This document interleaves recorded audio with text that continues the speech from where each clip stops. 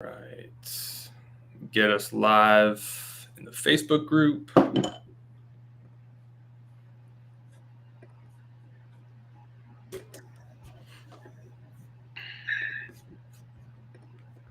Excellent. Welcome, everybody, to another episode of the Cash Physical Therapy Headquarters podcast.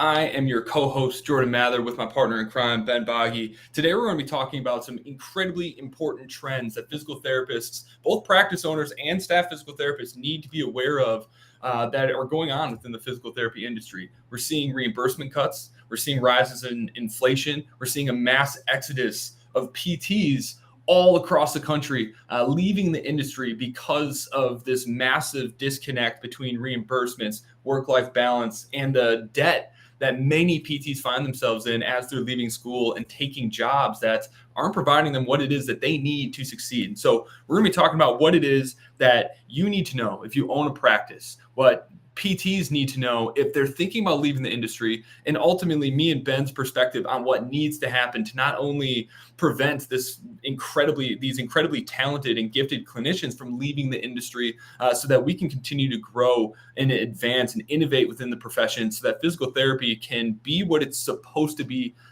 for the people who need our help. As we know, there is a massive gap between how many people need physical therapy services and how many of them actually get access to them. And so today we're going to talk about all the nitty-gritty details, the data, and what it is that we think PTs need to do to course correct to get us back on track. To start things off, Ben, how do you, just in your own words, like how would you describe the state of the industry right now? Yeah, I mean, it's good in certain ways, it's bad in others. And I think it's just widening the gap between insurance-based clinics and cash-based practices. If you're a cash-based practice, it's a really good time to be a cash-based PT. If you are an insurance-based clinic, it's a really bad time. So it really just depends on what spectrum of the side that you're on with that. And it used to be, kind of close, like, go insurance, you go cash, there's benefits to both and whatnot. Now that gap is just getting wider and wider and wider as these reimbursement rates decline. And not only that, the side effect of the reimbursement declines is also leading to increased patient volume, and increased patient volume is leading to clinicians being burnt out. Clinicians getting burnt out means PTs are leaving the profession, which means that there's a higher demand for PTs. And so PTs that are left in the industry can be much more picky about where they work. And so if, as cash-based practices grow and scale and can offer that one-on-one model for 60 minutes working with motivated individuals, it's going to be harder and harder for insurance-based clinics to hire. And it's also going to make it more difficult on insurance-based companies from that perspective as well, especially hiring. So you're getting double whammied by the declining reimbursement rates, and you're also getting, even if you are able to survive that, your clinic is probably understaffed because you can't retain clinicians and attract clinicians because of the declining reimbursement rates, which is leading to the increased volume that you're asking clinicians to see. Right. It's a really tough spot. The data says that there's a 17% disconnect between disparity between how many physical therapists are actually needed at these health systems and at these clinics versus how many are actually available. And so there's a massive number of people who obviously need physical therapy that aren't getting it, putting all of the burden, all of the weight on the PTs who are hanging on, just who love what it is that they do and believe in what it is that they do. But they're just getting worked to the absolute bone, trying to keep up with the demand. And the outcomes themselves are actually hurting. Right here, according to, where did this thing go? Oh, here we go. According to Evidence in Motion, 72% of Americans think they get excellent care, despite the fact that the numbers show that we have the worst outcomes out of any high-income nation in the entire world. And it's only getting worse within PT as people are forced to see 25, 30 plus patients every single day, and they're completely unable to give them the time and the attention required to get them long-lasting care. And so it begs the question, like, why are PTs deciding to just leave the industry entirely versus finding a cash physical therapy job where they are able to see one patient for every hour and go down to seeing 5 to 10 patients a day. Like, where's the disconnect there? I think it's awareness. I think it comes down to awareness. You know the story, Jordan, but for listeners, is I almost dropped out of PT school because of this fact. Because I did my first clinical rotation, I'm like, I was seeing like 15, 20 patients a day. I'm like, I'm not helping anybody the way that I want to. This isn't sustainable. And so I was like really close to dropping out. And I was like, everybody knows how hard it is to get into PT school. It's like, busting my ass to get into PT school.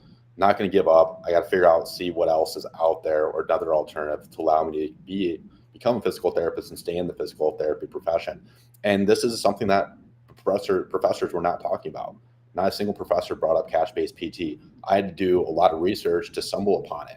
And so I think it just goes down to awareness. Like the PT schools aren't talking about it. And even if they are, there's a lot of misconceptions around it. And I just don't think a whole lot of people have the awareness. And if they do, they just don't really truly understand it and feel like it's a possibility for them as well. All right. So I guess that's our job. And it's your job, if you're listening to this, to educate the masses on what cash physical therapy can do and the opportunities that it creates for PTs who don't want to start their own practice. They just want to be able to help and truly transform people's lives. And that's where Ben and I align very, very strongly, where the future of physical therapy, as we see another 3.4% cut in reimbursements, which is going to be felt across the board, whether you're in a hospital or in a small private practice that's taking insurance. It is going to be felt across the board. It's going to impact compensation for PTs, and it's going to, again, increase the amount of volume that PTs are going to have to see as more and more start to leave the industry. And so and we've known this for years now, Ben, but it's becoming more and more obvious that cash physical therapy and those who are unafraid to go out and put the profession on their back to start their own cash practices so that they can not only provide the quality of care that we know provides world-class outcomes that are head and shoulder above what patients can get anywhere else, but also to embrace the fear and take on the responsibility of growing that cash practice beyond just themselves so that they can create job opportunities for these incredible would-be world-class clinicians that are exiting the profession. We need PTs to step up, build practices, and who are unafraid to create those work environments. And right now, there's just, to me, so many people who are afraid to take that next step into creating jobs for other PTs. Any advice for those who are like, I just got my side hustle going. Maybe I'm full-time in my practice, but like, I don't want to hire anybody. And any words of wisdom for these individuals? Yeah. I mean, that was actually the toughest part of my business was when I was just a sole practitioner. You're doing everything. You're doing sales, you're doing marketing, you're doing workshops on the weekends, during the weekdays, you're training patients, you're trying to do everything. And for me, in my opinion, it's really difficult to sustain that. And I think it's also, I think it's really rewarding if you make that jump to bring somebody on, because you're able to really kind of save somebody that may have otherwise left the profession without that job position available to them. So I think it's also not your ethical obligation, but I think it plays a big factor into helping the profession. If you can really truly grow and scale your practice, you can help more people. Not only that, you can only help more PTs not leave the profession as well. So that's kind of my thought, is I would encourage somebody to make that jump. I know it's scary, but you can help more people and you're going to be helping the profession too.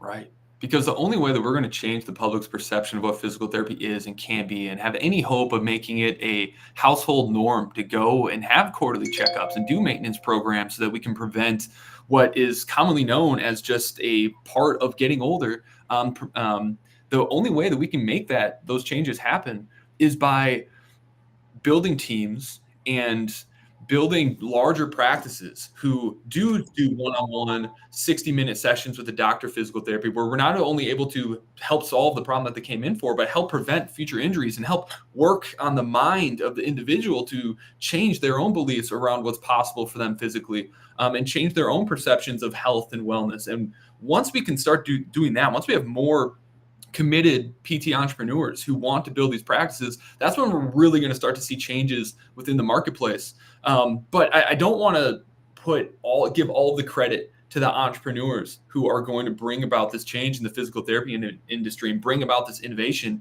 The vast majority of people who are leaving the program or leaving the profession, they shouldn't be entrepreneurs, but they are incredible clinicians, and they're maybe very good entrepreneurs where they can innovate and they can come up with great ideas that can drive the profession forward, but they work better when they're a part of an already existing ecosystem. And so it's not just entrepreneurs who are going to change the game. It's going to be the PTs who support and join forces with these entrepreneurs who go and find and take jobs from cash practices, because this change in the industry, this change in our treatment philosophies, and this change in the general public that we want to create cannot be brought about by the entrepreneur alone. It can't be brought about by solo practice owners. The scale is just too small. We need PTs who are looking for these cash physical therapy jobs, who don't look at a solo clinician owning a cash practice as a risky opportunity, but a massive opportunity for their own growth, where they can not only contribute to massive change within that local community,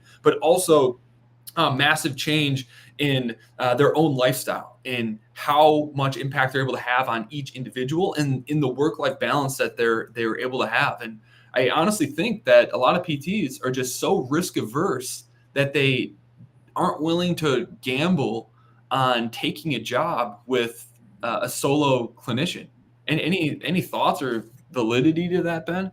Yeah, I think there's some to some extent for sure. And then also a lot of things too is a lot of solo practitioners that are bringing on their first PT.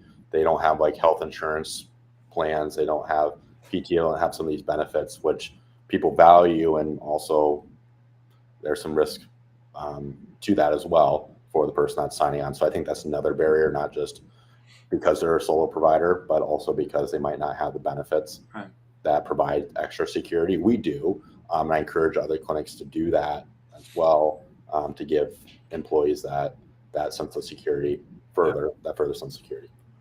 Now, I know that we always encourage people to start their own practice, but the reality is that a lot of people's lives would be a lot better if they didn't, and they just went and worked at another clinic and helped build up and decided to become an entrepreneur at someone else's practice to build that up. I think people are reluctant to do that. They feel like the upside of starting their own practice is so much better than working for another cash practice. So just for those who haven't even thought about what working for a cash practice would be like and have only considered starting their own, can you paint a picture of what it's like to work at your clinic for your PTs? Like what's reimbursement look like? What does work-life balance look like? What do the patient populations look like? Let's shine a light on that, because I think that's not talked about nearly enough, and it's taking away a lot of opportunity and potential from a lot of people leaving the industry. Yeah, for sure. So within, I'll touch on Oakland and San Diego. Every clinician's making over six figures within those practices. For an 8-hour day, its expectation is seeing between 6 to 8 patients a day. They get 5 hours of paid documentation. Documentation is very easy. I make case it doesn't take them 5 hours to do documentation, but they have it. It's also to catch up with emails. They've got health insurance. They've got PTO, holidays. They get their birthday off. We do quarterly team outings as a team. They get to work with motivated patients. 99% of our patients are very active. They are going to do the exercises. They're going to be able, it's much easier to get results for motivated people. It's much more fun to work with motivated patients. Documentation is super easy. You don't have to cater to insurance and put all those ridiculous blurbs to try and justify reimbursement. And you really just get to treat the patient how you want to. You get to treat them holistically. You don't have to, if you get a script or, an insurance-based clinic, you get a script saying, oh, knee pain. Well, you can only treat the knee. With cash-based, you can treat the patient holistically. You can help them with so many different ailments, and also not just from a physical therapy perspective, you can help them with performance. We have a continuity program where people help come in on a monthly basis to help with programming and helping them get back to doing half marathons and progressing into a marathon or preparing for CrossFit games, stuff like that. So you get to work with really motivated people that are active and value their health and wellness. And so it's really easy to have conversations with those types of individuals. They also tend to be happier as well. So yeah, that's kind of our practice in a nutshell on kind of what it's like to work. And Ben's not he is in many ways an outlier, but the jobs and the breakdown of what that looks like to work for cash practices, that's not abnormal. That's very much what it's like to work inside a cash practice where you're making close or over six figures. You are only seeing a handful of patients, so that you have all this extra energy that you can A, pour into your patients, but B, focus on things outside of physical therapy. And what's sad about the industry, when people first get out of school, they're so just almost traumatized and burdened by so much patient care that it takes everything that they have to be able to do their jobs effectively, that they don't have anything left over. And after a few years of doing that, a lot of PTs that we've helped and that we've talked to lose their self of identity, that they forget that they're anything other than a physical therapist and forget that they had other goals and other dreams that they wanted to have in life, and that just got beat out of them, that just wasn't an option. Never realizing it's like cash physical therapy, as it's growing, are creating the dream scenarios that you got into physical therapy for, to be able to work with these active adult populations, people who actually care about their health, and be able to not just help people with their knee pain, but truly create healthier and happier individuals who are able to, because of their improved health, because of your help, they're able to give more of themselves to their families. And it just creates this ripple effect that's felt not just throughout your community, but throughout the country and the world.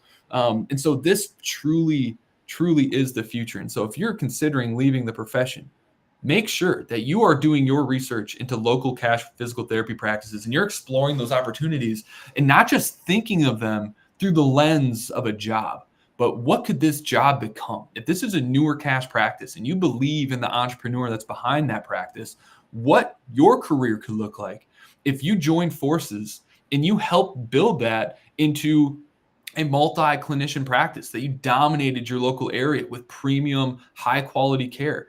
And through helping them build that practice, your own career growing as they have more and more need for leaders on their team.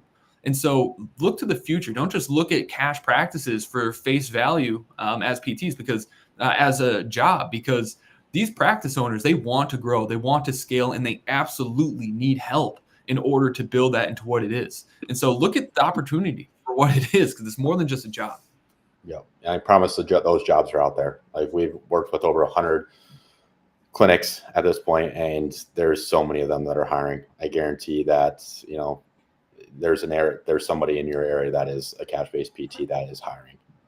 If you just need to really search. And the sad thing, I get on a tangent here, but it can be kind of hard to find these clinics because they're newer, and so you really have to do your due diligence and really look for them, because they're not always at the top of the search rankings, because they're younger practices as well. Right. So that's if you're a PT, you don't want to start a practice, but you want to be a part of a growing, thriving practice that's actually making changes and advancements within the profession, and you're looking for a job, contact Clinical Marketer at clinicalmarketer.com. We have dozens and dozens of practices who are looking to hire excellent clinicians that want to be a part of building something that's bigger than themselves. So contact us. We'd be happy to set you up with local cash practices who are growing and thriving and doing excellent work within your area. Okay. So another side of that coin that I want to talk about is kind of the way that industry is trending in cash physical therapy, because so many are thinking that I'm just going to go start my own cash practice. I'm going to be a solo entrepreneur. And we're building this bubble that is inevitably going to pop within cash physical therapy, where the solo practice owners are going to get swallowed up and dominated by the real entrepreneurs who are trying to build businesses that are going to create true change within the profession. Because as a solo person, you can't create very meaningful change. You can transform the lives of the few patients that you see, but it's not going to create industry-wide change. And so in order to put the profession back to where it needs to be and get it on the pedestal it deserves to be on, it's going to be led by hungry and motivated PTs who are determined to do so. And so I predict over the next 3 years that the vast majority of solo practices are actually going to get shut down. They're going to get beat out by the practices who are determined to build teams, who are determined to create jobs, and to reverse the constant just what's the good word for it? Like the constant breakdown of the profession. Those businesses are going to dominate their local communities. They're going to be able to provide better wages. They're going to be able to provide a better experience. They're going to be able to reinvest in the best equipment and the best like multi-disciplined staff to create a truly world-class and holistic experience. And it's going to eat up all of these solo practice owners.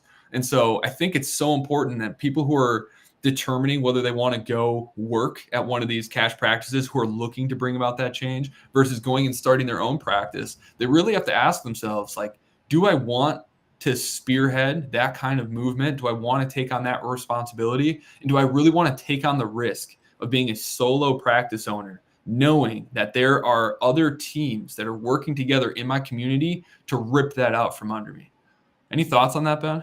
Yeah, I think just like it's just so much easier to grow and scale when you've got a larger business. A larger business can just move more efficiently, and it's just momentum.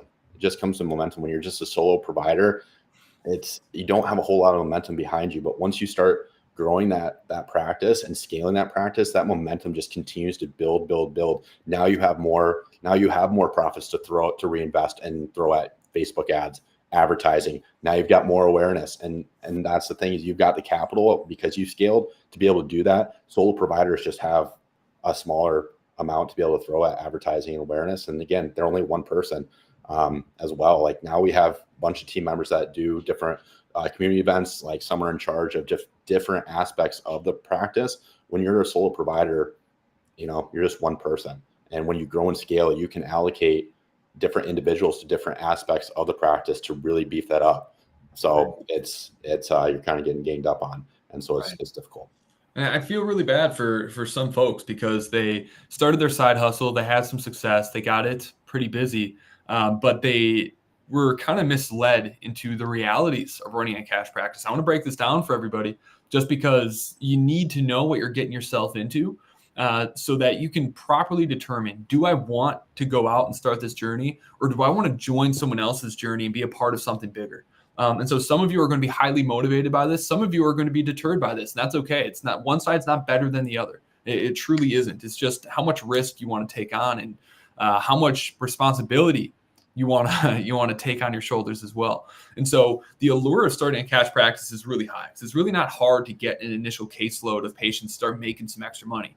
Right. But the truth is, when you first get started in cash physical therapy, you get a lot of freedom as you're filling your schedule. When you don't have a completely full schedule, you're absolutely in love with the idea of running your own cash practice, because your patient care is substantially lower than it has ever been before. You have more time at home. You're getting to do more time to think and strategize on how to grow your business.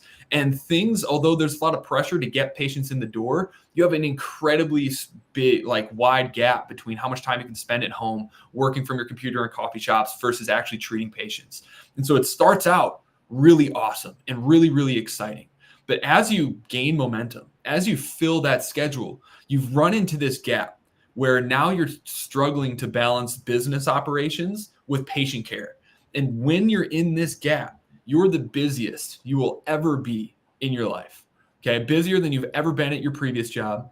But on top of that, you have all of the responsibility and all of the fear of, if this stops working, if this runs out, your family and you do not have a source of income. If you get sick, if you have to go on a trip, you are in a very bad spot, and your patient's going to go elsewhere.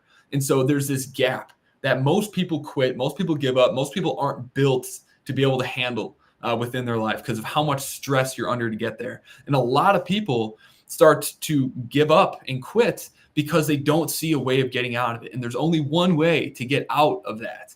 It's by hiring and building systems in a team, because it starts off a lot of time freedom, then you get really, really busy. The only way to buy back your time is to hand off and delegate things to other people. That's when your life starts to get easier again. And that's actually when you start to have a lifestyle that you never even thought you could possibly have, where, like Ben, where he doesn't even have to go to the clinic. He manages multiple locations remotely, and he's able to take a very, very healthy paycheck every single month that he can reallocate towards growing the profession. They can allocate into his investments. But that's the reality. If you're not willing to build a team, you're either going to be working as harder than you ever have before in a very risky situation where at any moment your whole thing can fall out from underneath you. Or you can decide to go the other route and go and support another entrepreneur where it's much less stressful, but the upside is massive if you can help them grow into a thriving practice. No, spot on. Like I would say that the burnout and the overwhelm that I experienced when I was just a solo provider seeing 25, 30 patients a week was equal to me seeing 20, 25 patients in an outpatient traveling job. Like the stress was equal. It was just equally as miserable. And I think that's I think like what you just did was great, because there's so many people that pump up these lifestyle businesses. There was nothing lifestyle about that at all. I was working 60, 80 hours a week. And then, yeah, like you said, you got the stress of like trying to maintain this thing. You know, if you're working for somebody else, like clock in, clock out. You know, when you've got your own business, you are on, like, yes, working 60, 80 hours, but every moment that I was awake, my mind was not present with everyday life. And so that weighs on you too. So I wouldn't wish a solo practice on really anybody, just like I wouldn't wish 20 to 30 patients per day on anybody either. So I think scaling is the answer.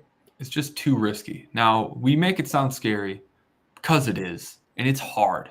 But if you are someone who isn't afraid of hard work, who is a compulsive learner that just can't help but get better every single day, because that's the type of person you are, then you are built for this.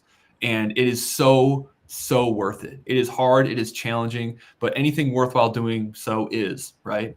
But for some people, and it's not that you're not good enough, it's that the type of life and the stress that you want to have might be a little bit more relaxed. And so you could be a much happier person and still be massively successful by going and finding a cash practice that needs some help, that needs another hand to help get them out of that zone where you can start to thrive together. And by doing that, not only are you opening yourself up to potential director positions and mentorship positions, but depending on the entrepreneur and how big that they want to build that thing, you also are looking at potential executive level roles, or getting a practice of your own, becoming a franchisee and getting to run your own clinic without any of the burden of building out the systems and the responsibility of filling the schedule.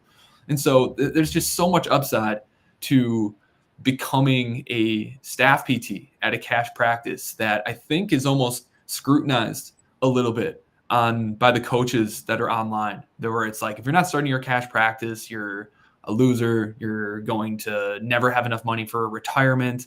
And in a traditional setting, that might be true, but in a cash practice, there's a much higher ceiling and room for opportunity and room for innovation, which I think PTs should be really excited about.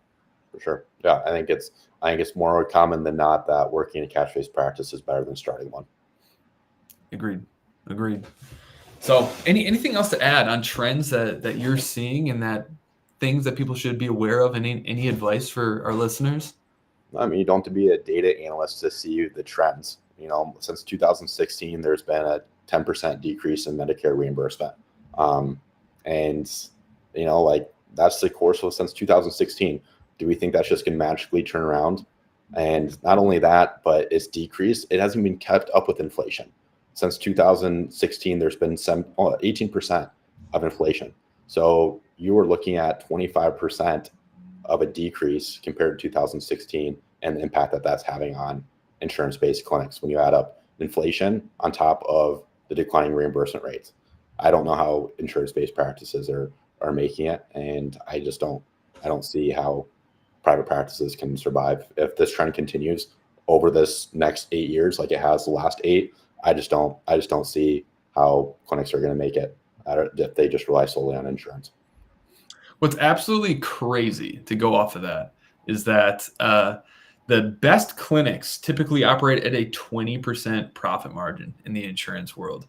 I got this from maybe I don't know how much I can trust this source, but they referenced a lot of other trustworthy blogs, but this is from linedanceai.com, but its sources are from the APTA. And I got to dig deeper into this, but basically 20% of profit margins in these clinics. And so it's not going to get better. PTs are going to continue to leave the profession. The PTs who stay are going to continue to have worse and worse conditions as far as work-life balance and compensation.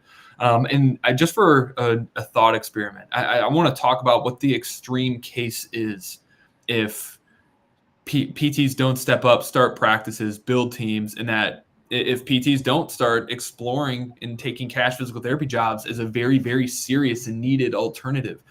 If we don't do this and PTs continue to drop out of the profession and the amount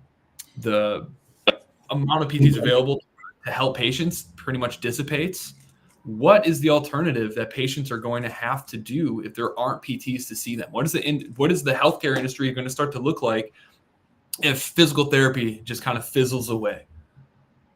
I'm not sure. I think the one thing that is a trend, especially in the Oakland area, is in San Diego as well. More and more patients and the more and more PTs that I talk to and interview that are at these insurance-based clinics, I always ask, like, hey, what's it like working at this other clinic? How long is your wait list? Every single clinic that is insurance-based has a 3 to 4 month wait list in Oakland right now. Is that because that they're so great? No, they don't have the supply. It's because they can't retain their PTs and they can't attract PTs. And so it's going to be really interesting on what happens from a consumer standpoint, from a patient standpoint, if they just are completely against going out of network. There's just not going to be a whole lot of options, in my opinion. So. Right. Well, as demand for PT goes up and supply keeps going down, what do you predict that's going to do to quality of care and outcomes? I mean, just what we've been seeing. It's just going to keep going lower and lower and lower. And I think more and more people are just going to continue to wake up to the games that insurance plays, and that, insurance companies do not have my best interest as a consumer. It's good care, and that's what all I have options for. If I really want truly good care, the only way to be able to do that and to receive that is through cash-based. And 10 years ago, you could get decent care through insurance-based clinics. It wasn't awful. Now it's so difficult to be able to get the outcomes that you want, and because of that inefficiency, you're spending more money. So I think the consumers are just going to wake up more and more to that and realize, like we've had patients call in. We've had more and more patients call in and ask if we take insurance, and we tell them, we discuss and ultimately that we don't take insurance, and they're like, good, because I wouldn't work with you if you did. So people are more and more waking up to that, which is really great to see. That is an incredible stat, actually. As inflation rises and buying power goes down year over year, the amount that the average household is investing in health and wellness has continued to go up. So people are spending more and more of a percentage of their overall buying power on health and wellness. So everything is pointing towards the cash physical therapy and cash chiro and rehab in general just being the future, because here's the reality. Reimbursements are continuing to drop year over year over the last 15, 20 years.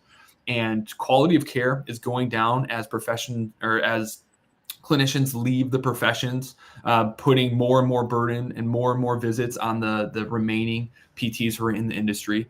This is creating greater wait times. And so if quality of care is going down, wait times are going up. What's that going to do to the industry in terms of surgery and for pharmaceuticals?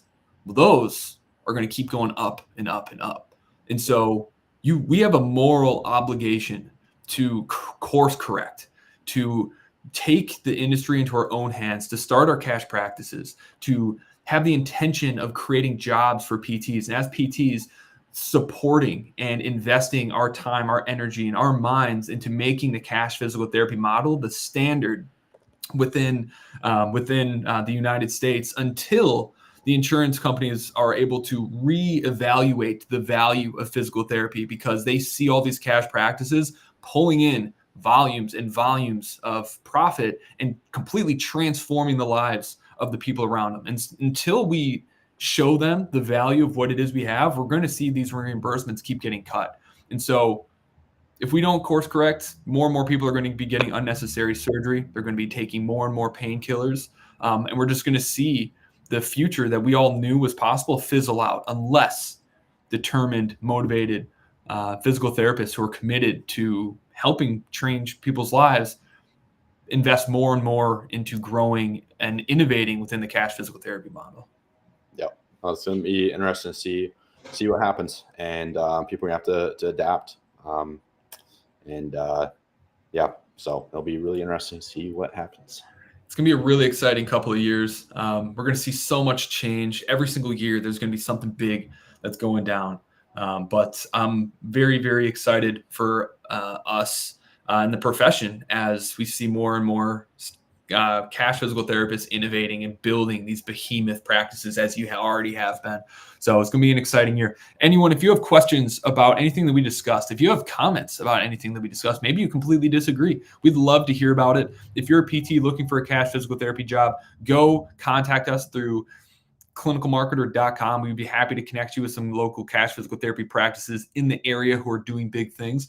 And if you are a cash physical therapist and you want to build a team, but you're just not sure how to get over the hump to create that opportunity where you feel comfortable bringing on another PT, contact us, book a call with us at clinicalmarketer.com. We'd be happy to talk to you through what you're doing in terms of your operations and your marketing and your sales and your practice modeling to put you in a better position to be able to hire your first PT or next PT within the next 6 months.